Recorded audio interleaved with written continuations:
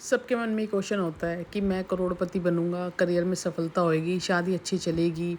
या मेरा डाउनफॉल तो नहीं आएगा, या मेरे शनि देव सही तो हैं, हाँ कुंडली नहीं है, हाथ में देख के बता सकते हो। सबके मन में ये क्वेश्चंस होते हैं, इंक्लूडिंग मी ऑल्सो। ये नहीं कि मैं अगर पाम रीड करती हूँ या कुंडली देखती हूँ तो मेरे मन में ये क्वेश्चंस नहीं है, मेरे मन में भी हैं, सबके मन में होते हैं। तो आज हम बात करेंगे मेन सबसे मिडल फिंगर की, जो सबसे ही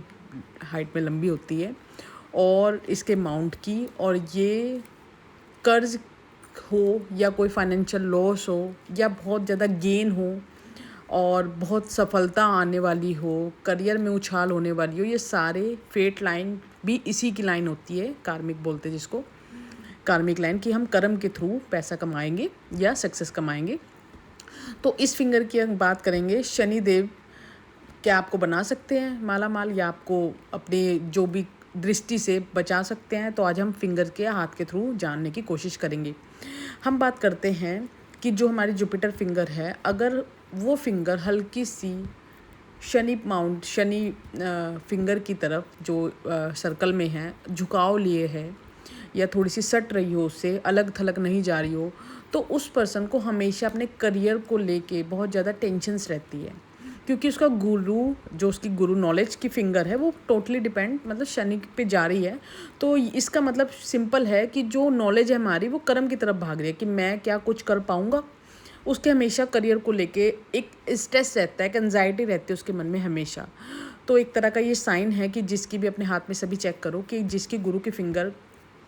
जा रही है, वो एकदम से एक तो सेटल नहीं होगा, क्योंकि वो कर्म मतलब नॉलेज को लेकर, ऐसा नहीं उसको नॉलेज नहीं है या कुछ नहीं है, लेकिन वो कंफ्यूज्ड कह लो या बहुत ज़्यादा टेंशन के चक्कर में वो सफलता हासिल जल्दी से नहीं कर पाता। गुरु की फिंगर का शनि फिंगर से इतना जुड़ना, इतना मतलब उसकी तरफ कर्व होना, झुके रहना उसकी तरफ, हमारी नॉलेज को बिल्कुल अधीर कर देता है हमारे कर्म पे, कि हम अगर कर्म करेंगे तभी हम सफलता हासिल कर पाएंगे। इनको अकेले रहना बहुत पसंद होता है, क्योंकि सैटर्न का भी, शनि का भी इन पे प्रभाव, शनि छाया है तो एकदम से डालती है, उनका नेचर आने लगता है, और आइसोलेशन इनको पसंद होता है इस टाइप्स के लोगों को। और अगर जो हमारे गुरु की फिंगर अगर सैटर्न की तरफ बिल्कुल इस और ज़्यादा झुकी हुई हो या थोड़ी सी लंबी हो या पोर तक, फर्स्ट पोर तक जा रही हो, ये भी पर्सन बहुत ज़्यादा पारिवारिक और एक लिमिटेड सर्कल में रहना पसंद करता है। इनको ज़्यादा सोशलाइज होना पसंद नहीं है। अपने बलबूते पर बहुत ज़्यादा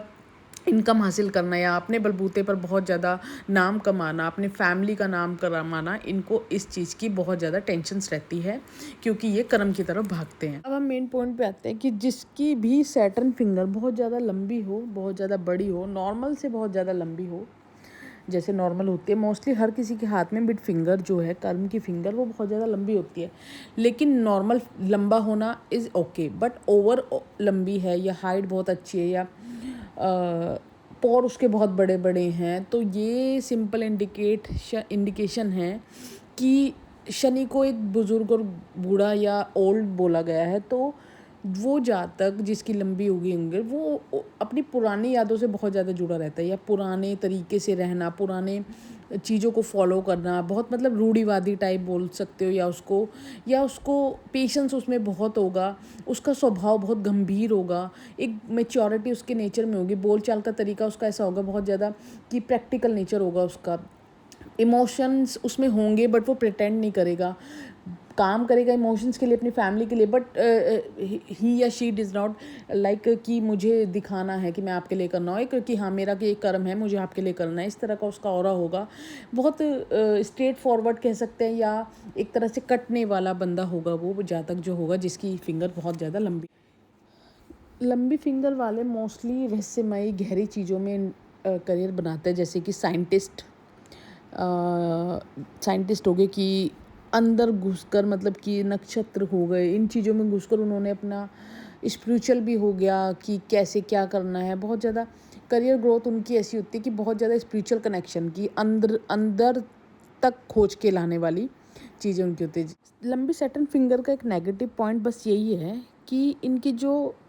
लव लाइफ, पर्सनल लाइफ, वो क्योंकि प्रैक्टिकल नेचर है, और जो रिलेशन में आना है तो वो एक उसको नाम देना है शादी, मतलब एक टाइम पास टाइप का ये पर्सन नहीं होगा। इसको पहले करियर बनाना है, अपना ग्रोथ लेनी है, एक सक्सेसफुल पर्सन बनना है, उसके बाद इन चीज़ों में आना है।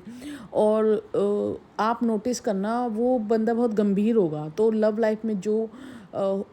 जाना भी चाहिए तो इनके इमोशंस दिखते नहीं हैं, तो उस करके इनका बहुत ज़्यादा ब्रेकअप या समझ लो कि एक सेटिस्फेक्शन रिलेशन नहीं बनता है।